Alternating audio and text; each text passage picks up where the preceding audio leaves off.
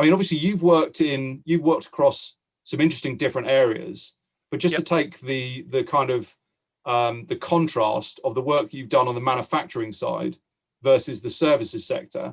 And obviously, from my point of view, I've got a particular interest in the procurement of services and how that's managed, obviously from a technology perspective. What would you say were the kind of contrasts you can make between that manufacturing environment and the more services type scenario?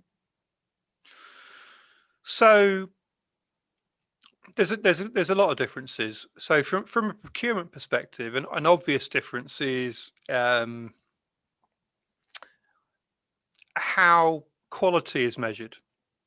So, you know, if you take a product, something you can touch,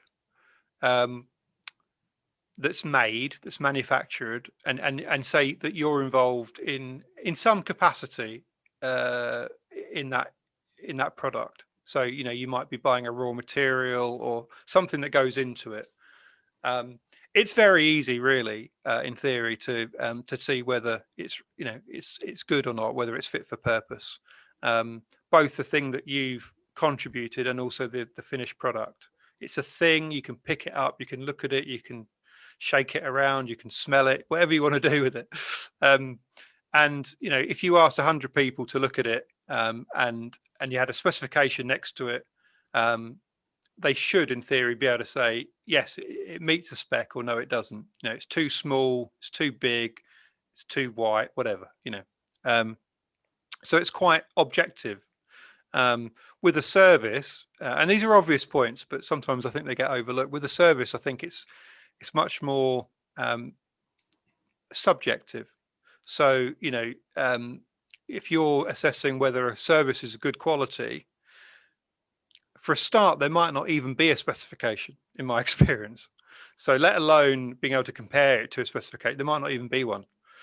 And even if there is, people will assess whether a service is good, bad, or indifferent, often based on their own idea of what good, bad, or indifferent means, as opposed to what the specification says.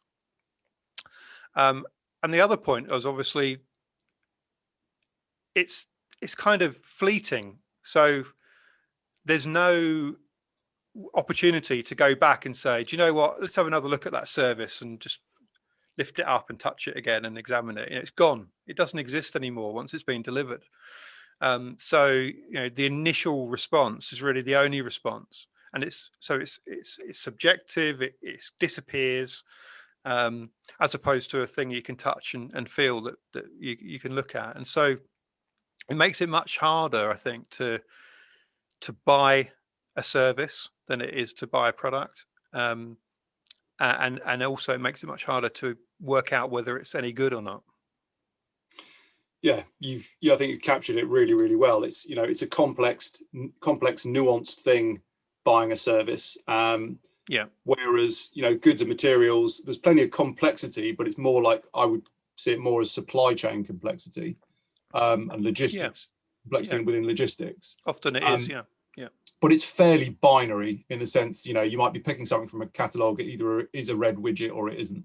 And the thing is, generally with every service, they're all different, you know, and that's where it's very difficult to compare suppliers. I mean, that's, you know, an area that's very close to my heart, because that's effectively the challenge that we've taken on as a business.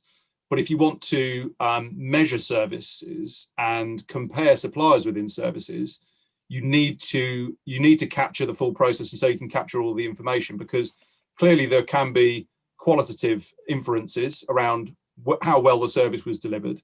But you need to be able to use quantitative metrics as well to really have a clear definition. If you're looking at different suppliers, every project's different.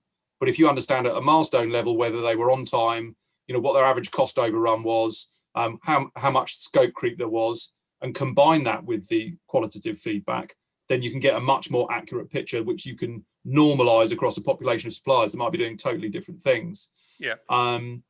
But yeah, the process of buying and delivering a service is pretty complex. And what I tend to see a lot in the market is, if you don't capture that feedback and that information at the point in real time, then procurement can be left with a very difficult job, where the CFO says, okay, we spent 100 million with X firm last year, what did we get for it? because then it's a question of potentially even going back and just going, right, okay, I've got to look in a shared folder and find a statement of work and hope there are milestones on it and look at those milestones. Absolutely. They probably won't necessarily be measured or recorded, and they probably changed along the way. But that's you probably just get an invoice value, and that's it. Yeah, and I think that's where you can end up with these situations where, from a CFO's point of view, they might be saying, we spent 50 million on services last year, chop it down to 40. Whereas actually, if they understood what return they were getting from it, it might be driving fantastic growth in the business, for example, or innovations creating new service lines that's driving revenue. Then if that was clearly understood, then the CFO's approach might be, we need to increase the spend in that area because we're getting some great value from it. Sure. But again, it comes down to visibility. And as I said earlier, the visibility is where the innovative suppliers can come in.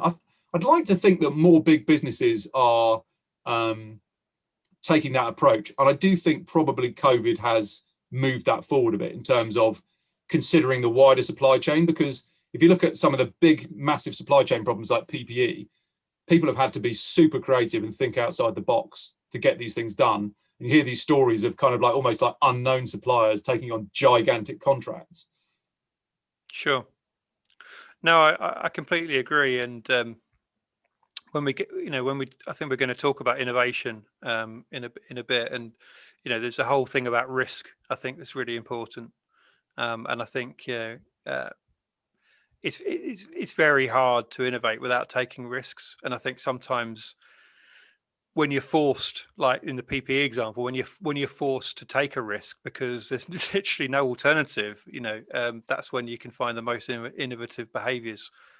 Sometimes companies need that kind of kick up the backside to take a risk, through an external factor. Otherwise, they wouldn't take the risk and they wouldn't innovate. But yeah, I was just thinking when you were talking about the services. I mean, I think, having painted a bit of a gloomy picture, I mean, I like you, I kind of I've been working in services more recently. I have actually since I started the consultancy, been doing some work on direct categories as well, but it's mainly been services for quite a long time with me now. And I wouldn't want people listening to this to have a gloomy view about procuring services. It's great fun, it's just more difficult. But in terms of what we're saying, there's plenty of things that you can do, I think, in order to buy services well.